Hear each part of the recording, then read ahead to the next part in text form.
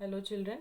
So today we will start geography chapter 7, lifelines of national economy. Okay. So if we talk about the lifelines of national economy, there are two things which we have to depend. Okay. That is transportation and communication. So for the question, if it is asked what are the lifelines of national economy, the perfect answer will be transportation and communication are the lifelines of national economy. Okay. Transportation sorry, in countries development depends on production of goods as well as their transportation too. Okay, so people who are getting facilities such as transportations, okay, they are known as traders. That is, traders help in reaching the goods to the consumer. Now technological improvements, what are they enable is that to develop land, water and airways so as to connect world for trade and transport. Now land transport is done by roadways, railways or pipelines. Yes. Then water transport, they can be inland or overseas using water as transportation media. Then air transport can be done by domestic and international airways, that is sending or receiving information, that is known as communication. So technologies such as television, telecommunication, radio, press, etc., they all help us to communicate within no time. Then next we have to cover trade, that is exchange of goods among people or the states of countries, they are known as trade. Now traders are people who do such exchanges with the help of transport and communication. Okay. Now today railways, waterways, airways, newspapers, okay, radio, television and all, they are helping in socio-economic progress of India. Still there is a need of dense and efficient network of transport and communication for local, national and global trade. Okay, so this is the current scenario. Now let us see the transportation by roadways. So India has about 2.3 million kilometer of road network, which is largest in the world, isn't it? So roadways are comparatively easier to build and maintain than railways.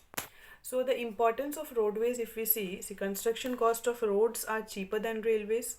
Okay, road can be constructed in different topography such as irregular surfaces, higher slopes, mountains and all, and it is economical in transporting few people or small amount of good over short distance. So since it provide door to door service, hence the cost of loading and unloading is much lower. It acts as feeder to other mode of transport as they link railway stations, airport and seaports. Yes. Now if we talk about road density, the length of road per 100 square kilometer of area, it signifies the density of roads. Okay.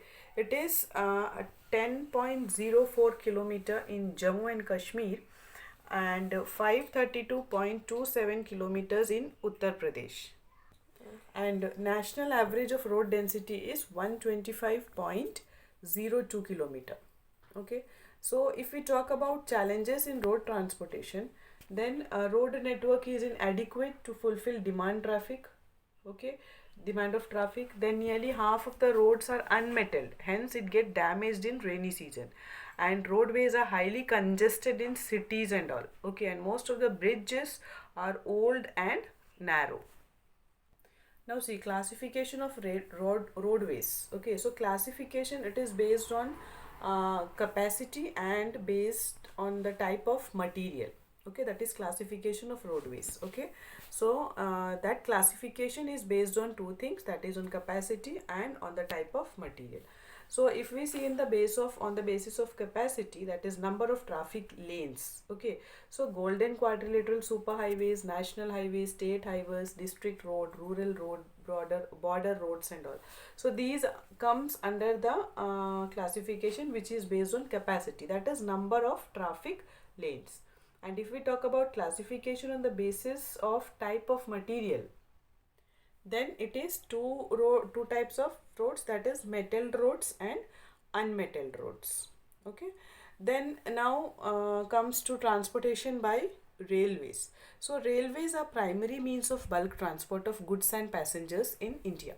It also helps in activities like business, that is sightseeing, that is visiting tourist place, transportation of goods over longer distance and all. Okay, then railways are helpful in economic development of country as it accelerate the development of industry and agriculture. and the factors on which distribution of railways depends. Okay, that what are the factors, we have to check it. So mainly distribution of railway network depends on physiographic, economic and administrative factors. Then northern plains, that is presence of vast level land, high population density and agricultural resources, that is rich agricultural resources. It makes northern plains favorable for growth of railway network. Then what are the next factor, that is rivers, that is it is not easy to construct bridges and spread railway network on large number of rivers having wide beds. Okay, next factor is regions, that is peninsular region. In hilly terrains of peninsular region, railway tracks are constructed through low hills, gaps or tunnels. Okay, next factor is Himalayan mountain, that is these regions also are unfavorable due to tall trees, very short population and lack of economic opportunities. Then next comes sandy plains. Okay, sandy plains, swamps, forested tracks, presence of sandy plains of western Rajasthan and all. So these all places have limit the spreading of railway network. Then west coast, that is Konkan railway is developed, connected most important economic region of India. Yeah, and some of the other problems are, there are other problems, that is landsliding, sinking of railway tracks, chain pulling and stopping of trains. Okay, so this is transportation by railways. Okay, so till here I hope everybody it is clear. Okay, so rest we will continue in the next class. Thank you so much, bachas. God bless you all.